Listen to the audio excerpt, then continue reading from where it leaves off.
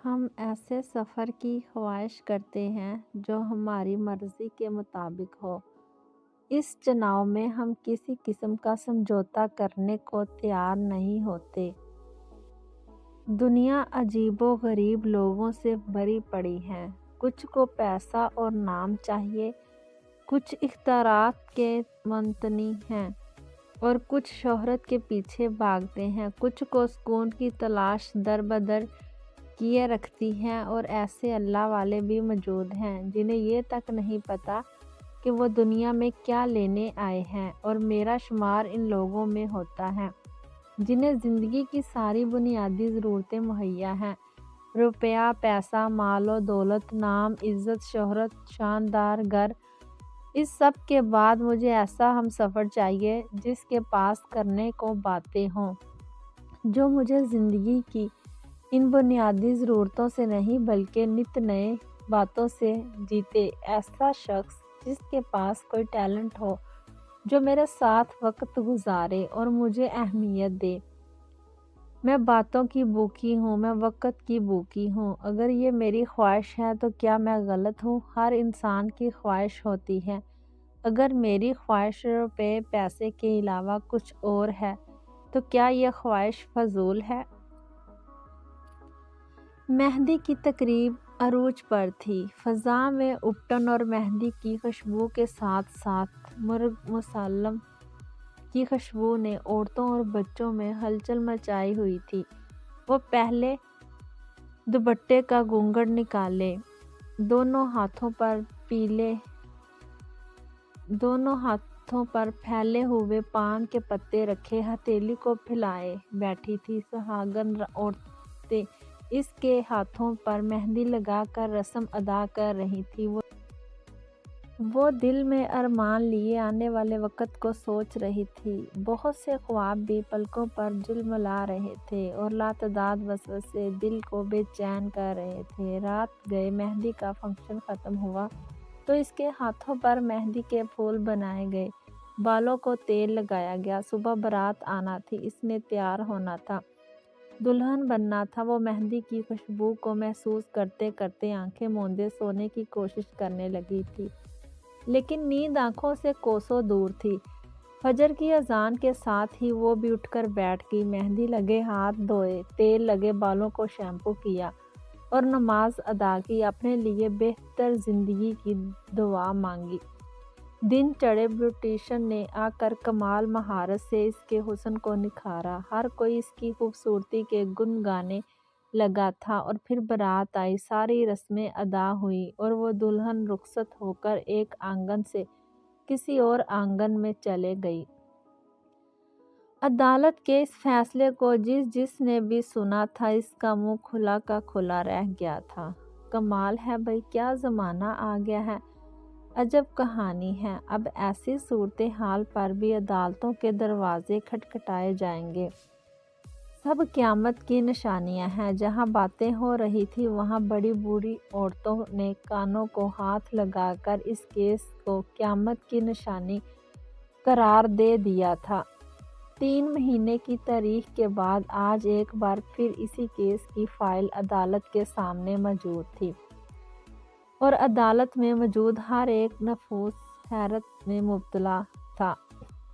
مجرم ایک مرد تھا، وہ مرد جس نے ایک ذمہ داری اٹھائی تھی، اور کیس دائر کرنے والی عورت وہی عورت تھی جو ایک آنگن کو چھوڑ کر دوسرے آنگن میں زندگی گزارنے آئی تھی۔ عجیب صورتحال تھی۔ وہ مرد مجرم نہ ہوتے ہوئے بھی ایک سنگین جرم کے الزام میں سر جھکائے کٹہرے میں کھڑا تھا، اور وہ عورت چہرے پر عجیب تاثرات لیے اسے دیکھ رہی تھی۔ کیس کی سنوائی شروع کرنے کا کہا گیا تو دونوں کے وکیلوں نے ایک دوسرے کو دیکھا۔ دونوں عجیب شش و پنج کا شکار تھے۔ ہزاروں کیس اس عدالت میں آئے تھے۔ عدالت کی مظلوم عورت کی مظلومیت کے، مرد کی تشدد کے، ساس اور نندوں کے مظلوم کے۔ کہیں بہو کو آگ لگا کر مار دیا گیا تھا، لیکن اس ایک منفرد نوعیت کے کیس نے ہلچل مچا دی تھی۔ فتح کس کے حصے میں آئے گی؟ مجرم کون قرار پائے گا؟ اس تجسس نے عدالت को लोगों से भर दिया था। मोहतरमा, आप ये बताएं कि आपके सामने कटहरे में खड़े इस शख्स से क्या रिश्ता है? साजिद के वकील ने बिल आखिर जरा शुरू की। ये मेरा खावंद है, समीना पर एतमाद अंदाज में बोली। कितना अरसा हुआ है शादी को? वकील ने पूछा। 18 माह, समीना ने जवाब दिया। 18 माह? यकीनन आपके मोक्कल जो कि आपके शोहर हैं, मैंने बहुत जुल्म ढाए होंगे आप पर। वकील ने समीना की तरफ देखते हुए सवाल किया। नहीं, वो अभी तक इसी इत्मीनान से खड़ी थी। मार पीट की होगी? नहीं। आपसे कोई किस्म का कारोबार करवाना चाहता होगा? नहीं। आप पर पाबंदी लगा रखी होगी? नहीं। आपको आपके वालिदैन से मिलने से रोकता होगा? नहीं।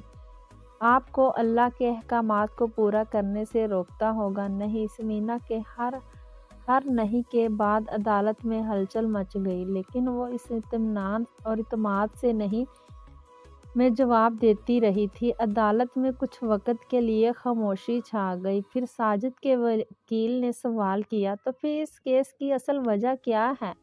अब साजिद का वकील बगैर किसी मज़ीद सवाल के समीना के वकील की तरफ देख कर बोला। तो अदालत में होने वाली खुसर फुसर पर बेंच ने वकील से पूछा, साजिद साहब, क्या आप बताएंगे कि ऐसे क्या हालात हैं कि बगैर किसी किस्म के तशद्दुद के आप मुजरिम करार दिए जा रहे हैं? अब फिर समीना का वकील खड़ा हुआ, लेकिन वो खामोश ही रहा। मोहतरमा, आप बताएं, आप क्या चाहती हैं? वकील ने अब समीना की तरफ देख कर सवाल किया। मैं इस इंसान के साथ अपनी ज़िंदगी नहीं गुजार सकती, वो इसी इत्मीनान के साथ बोली। लेकिन क्यों? ऐसे में हाल में चुप का समा था। मैं एक ऐसे शख्स इंसान के साथ ज़िंदगी नहीं गुजार सकती जिसका साथ किसी बेजान मशीन के साथ में कोई फ़र्क ना हो। वो इसकी तरफ देख कर बोली। क्या मतलब? अदालत में मौजूद हर शख्स का सवाल। वकील ने अल्फाज दिए थे, मैं ऐसी ज़िंदगी नहीं गुजार सकती जहाँ मेरा साथी हर किस्म के जज्बात से आरी हो। समीना कदरे शेरी अंदाज में बोली। क्या मतलब? वकील अब भी नहीं समझा था। देखें वकील साहब, हर इंसान की मर्जी और पसंद होती है। ये निज़ाम कुदरत का हिस्सा है कि हर इंसान को दूसरों की बातों से इख्तिलाफ होता है, गुस्सा आता है, खुशी आती है। ऐसे ही होता है ना? समीना ने वकील से तायीद चाही। हाँ बिल्कुल। वकील के साथ साथ अदालत में मौजूद हर शख्स ने इस बात में सर हिलाया। लेकिन ये इंसान हर जज्बे से आरी है। मैं एक कठपुतली के साथ ज़िंदगी नहीं गुजार सकती, इसलिए मेहरबानी फरमा कर मेरे हक़ में फ़ैसला दिला दें और मुझे इस अज़ियत से निजात दिलाएं। समीना ने इंतहाई तल्ख़ लहजे में खुला की वजह बताई तो अदालत में मौजूद लोगों पर सख्ता तारी हो गया। जज समेत हर इंसान इस केस पर हैरान हुआ। क्या ज़बरदस्ती शादी हुई थी आपकी? वकील ने फिर सवाल किया। शादी में ज़बरदस्ती की गई थी या नहीं, मैं नहीं जानती। मैंने अपने वालिदैन के फ़ैसले को मुकद्दम जानकर इस शख्स के साथ शादी की थी, समीना ने कहा।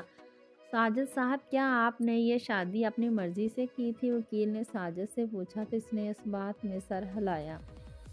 आपको अपनी बीवी से कोई शिकायत है या आप किसी और को पसंद करते हैं? फिर सवाल किया गया। नहीं, आपकी बीवी में बहुत सी बुराइयां हैं, कोई इंसान बुराइयों से पाक नहीं। एक बार फिर नहीं की तकरार जारी हुई। जज साहब, आप वक़्त ज़ाया कर रहे हैं, मेहरबानी फरमा कर अब फैसला सुना दें। चेमगोइयाँ जारी थी। दोनों फरीक बज़ाहिर बुराइयों से मुबर्रा थे। दोनों वकील भी शशोपंज में मुब्तला थे और जज साहब को भी फैसला करने में मुश्किल पेश आ रही थी। मैं एक ऐसे इंसान के साथ ज़िंदगी गुजारना चाहती हूँ जज साहब, जिसमें मर्दानगी हो, जो अपना आप मनवाए, जो मेरी नाजायज़ बातों से इख्तलाफ करे, गुस्सा करे। समीना ने सबको खामोश देखकर एक बार फिर कुछ नरम और कुछ तल्ख़ लहजे में बोली। बीबी, तुम्हें तो खुश होना चाहिए कि तुम्हारा शोहर गुस्सा नहीं करता। तुम्हें नहीं लगता तुम्हारी ये मंतक बहुत अजीब है? जिन औरतों पर मर्द जुल्म करता है ان کا حال بھی تو دیکھو۔ اس کے بولنے پر ساجد کے وکیل نے سمینہ کی طرف دیکھا۔ کمزور مرد عورت پر ظلم کر کے اپنی مردانگی دکھاتا ہے، اس پر غصہ کر کے مار پیٹ سے عورت پر جتاتا ہے کہ وہ حاکم اور مرد ہے۔ جو مرد ظلم کرتا ہے وہ جانتا ہے کہ وہ کمزور ہے، وہ عورت پر اپنی کمزوری پوشیدہ رکھنے کے لیے ظلم کا سہارا لیتا ہے۔ سمینہ غصے سے بولی، تو آپ کیوں چاہتی ہیں کہ ساجد صاحب آپ پر ظلم کریں؟ کیوں چاہتی ہیں کہ یہ کمزور ہوں؟ ساجد کے وکیل نے اس کو لاجواب کرنا چاہا۔ عورت کو کمزور مرد نہیں چاہیے، عورت بزدل مرد کا خواب بھی نہیں دیکھتی۔ عورت کو وہ مرد چاہیے جو اس کو عزت دے، اس پر حکومت کرے، اس سے محبت کرے، وہ گھر کا سربراہ ہو، بادشاہ ہو، نہ کہ بھیگی بلی۔ سمینہ مضبوط لہجے میں بولی، میں گزارا کر لیتی جج صاحب کہ یہ قدم آسان نہیں۔ غصہ نہ آنا یقیناً ان میں قوت برداشت بے انتہا ہے، لیکن ہمارے درمیان کوئی بات بھی تو نہیں ہوتی جج صاحب۔ ہم ساتھ ہوتے ہیں تو ایک خاموشی کا راج رہتا ہے، آوازیں ہوتی ہیں تو فقط ہواؤں کی، باہر سے گزرتی گاڑیوں کی، ٹیلی ویژن کی، لیکن ان کے پاس کوئی بات نہیں ہوتی کرنے کو، کوئی ایکٹیویٹی نہیں جج صاحب، محض 18 ماہ اور برسوں کی تھکان۔ کیا یہ رشتہ ایسا ہوتا ہے؟ سمینہ کی بلند آواز نے کمرہ عدالت میں سکتہ طاری کر دیا تھا۔ یقیناً نہیں جج صاحب نے جواب دیا۔ ساجد صاحب آپ کیا کہتے ہیں اس بارے میں؟ جج نے براہ راست اس سے پوچھا۔ کیا کہوں میں، ہمارے مزاج ہی نہیں ملتے، ساجد نے اعتراف کیا۔ بہت سی عورتیں تعویذ گنڈوں جیسے ہتھ کنڈے اپنا کر اپنے شوہر کو اپنے بس میں کرتی ہیں، اور آپ کو تو ایسی کوئی محنت نہیں کرنی پڑی۔ ساجد کے وکیل نے اپنی ایک اور کوشش کی، تو کیا میں ساری زندگی تعویذ گنڈوں کے سہارے گزار دوں؟ محبت اور عزت تعویذوں سے کمائی جاتی تو ہر عورت تعویذ لکھنا سیکھ لیتی۔ بہت سی عورتیں ہیں جن کی خواہش ہوتی ہے کہ شوہر ان کا غلام ہو، لیکن میں ایسی عورت نہیں ہوں۔ مجھے تعویذوں کے ذریعے کمائی گئی محبت نہیں چاہیے، مجھے غلام نہیں چاہیے، ایک بادشاہ چاہیے۔ سمینہ نے غالباً سوچ لیا تھا کہ وہ اب اس کے ساتھ نہیں رہ سکتی، اور عورت جو سوچ لے وہ کر کے رہتی ہے۔ ساجد صاحب آپ کچھ کہنا چاہتے ہیں؟ وکیل نے سرد آہ بھر کر ساجد سے پوچھا۔ میں کیا کہوں، مجھے غصہ نہیں آتا، میں ایسا ہی ہوں۔ اگر یہ میرے ساتھ نہیں رہنا چاہتی تو جج صاحب جو بھی فیصلہ کریں گے مجھے منظور ہے۔ بالآخر ساجد نے زبان کھولی اور عدالت میں موجود ہر شخص پر سکتہ طاری ہو گیا۔ آپ بھی سوچ لیں، یہ کوئی آسان بات نہیں ہے، اتنی معمولی سی بات پر اتنا بڑا فیصلہ کرنا دانش مندی نہیں ہے۔ جج صاحب نے سوچنے کا موقع دیا۔ جج صاحب یہ چھوٹی بات نہیں ہے، سمینہ تڑپ کر بولی۔ میری یہ خواہش نہیں ہے جج صاحب کہ یہ انسان 100% میری مرضی کے مطابق ہو جائے، میں یہ قطعاً نہیں چاہتی، کیونکہ میں بھی تو ان کی مرضی کے مطابق نہیں ہوں۔ لیکن جج صاحب کچھ تو مطابقت ہونی چاہیے۔ آپ بتائیں جج صاحب میں اپنی باتیں کس سے کروں، میں اپنے مسئلے کس سے کہوں؟ اگر میرے ساتھی کے پاس کوئی جواب نہیں، میری باتوں کی کوئی اہمیت نہیں، تو مجھے ان کا کیا فائدہ؟ سمینہ نے چیخ کر کہا، دیکھیں بی بی، مرد ایسے ہی ہوتے ہیں، عورت کی ہر بات کو نہیں سنا جاتا۔ ساجد کے وکیل نے کہا، نہیں ہونا چاہیے مرد کو ایسا، عورت کو صرف 2 وقت کی روٹی اور 4 دیواری اور روٹی نہیں چاہیے ہوتی۔ وکیل صاحب، سمینہ بولی، مجھے صرف 4 دیواری اور روٹی کے 2 نوالے نہیں چاہیے، ایک زندہ انسان بھی چاہیے، میں ایسے بے جان اور بے حس انسان کے ساتھ زندگی نہیں گزار سکتی۔ جج صاحب میں نے سوچ سمجھ کر یہ فیصلہ کیا ہے۔ جج صاحب سمینہ کا گھر بسانا چاہتے تھے، وہ چاہتے تھے کہ اس کا گھر نیا جڑنے پر بنے۔ लेकिन वो तय कर चुकी थी। जज साहब, कोई औरत नहीं चाहती कि इस पर तलाक का दबा लगे। क्या यह मेरा हक नहीं कि मैं अपने लिए कोई फैसला कर सकूं? समीना मुसलसल अपना दिफा कर रही थी। क्या इस मामले को सुलझाने का कोई और रास्ता नहीं है? इस केस में जज साहब भी मुकम्मल तौर पर इन्वॉल्व हो चुके थे। दो ही रास्ते हैं जज साहब, समीना बोली तो सब ने सवालिया नज़रों से इसे देखा। कौन से दो रास्ते? साजिद के वकील ने पूछा। एक तो यही जो मैंने अपनाया है, और दूसरा ये कि मैं खामोशी की ये ज़िंदगी गुजारने लगूं, अपने रास्ते निकाल लूं और मसरूफ़ हो जाऊं। बच्चों के होने के बाद जब जिम्मेदारियों के अंबार लग जाएंगे तो ये एहसास भी ना रहेगा कि मेरी अपनी भी कोई ज़ात या ख्वाहिश थी। समीना ने सबको देख कर कहा, क्या आपका ये कदम दूसरों के लिए गलत मिसाल नहीं कायम कर रहा? वकील ने एक और कोशिश की। ये फैसला एक इबरत का निशान भी तो बन सकता है ना। औरत का काम सिर्फ खाना पकाना और बच्चे पैदा करना नहीं होता। वकील साहब, इसकी अपनी भी एक ज़ात होती है, एक शख्सियत होती है, और किसी मर्द के पास ये हक नहीं कि वो इसकी ज़ात को मसल कर इसकी शख्सियत को मसख कर दे। मैं 99% औरतों में से नहीं हूँ जो मर्द के बिस्तर की जीनत बनकर इसके बच्चे पालने में अपनी ज़िंदगी गुजार दे। समीना ने तरी मुस्कुराहट के साथ कहा, क्या आप साजिद साहब को मौका नहीं देंगी? साजिद के वकील के पास इसको डिफेंड करने के लिए कोई पॉइंट नहीं थे। साजिद सर झुकाए खड़ा था, खामोश दबे तलक। दोनों के वकील अब वापस अपनी अपनी नशस्तों पर तशरीफ़ रख चुके थे और जज ने समीना के हक में फ़ैसला दे दिया था। तो साजिद ने खुला के कागजात पर दस्तखत किए और अदालत से बाहर निकल गया। समीना की आंखों में अफसोस नहीं, तशक्कुर नुमाया था।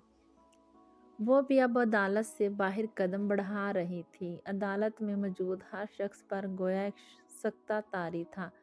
एक खामोशी हर तरफ फैल चुकी थी और इसी सकूत के ज़ीरे असर हर शख्स अदालत से बाहर निकल रहा था। मैं वो हूँ जिसको सिर्फ 2 नवाले रोटी और सर छुपाने को छत नहीं चाहिए थी। मैं वो हूँ जिसकी ख्वाहिशें ज़िंदगी की बुनियादी ज़रूरतों से हट कर थी। अगर मैंने अपने लिए आवाज़ उठाई तो क्या गलत किया? अगर मुझे एक रवायती ज़िंदगी नहीं गुजारनी थी तो क्या इसमें मेरा कसूर था? आज जब मैं अपने घर में तन्हा बैठी हूँ तो ये बातें सोच रही हूँ। हाँ, मैं गलत थी। मैंने जज्बात में आकर गलत फ़ैसला लिया था। मैं इंतज़ार कर लेती, समझौता कर लेती तो आज मेरी ज़िंदगी मुख्तलिफ होती। इंसान के जज्बात में कैसे फ़ैसले गलत होते हैं। क्या था जो साजिद मुझे वक़्त नहीं दे रहा था? मैं इंतज़ार कर लेती, बच्चे हो जाते, इनके साथ वक़्त गुजार लेती, अपनी मोहब्बत की समत बदल लेती तो आज मैं तन्हा ना होती। समीना ने अफसुर्दगी से तकिए पर सर रख दिया।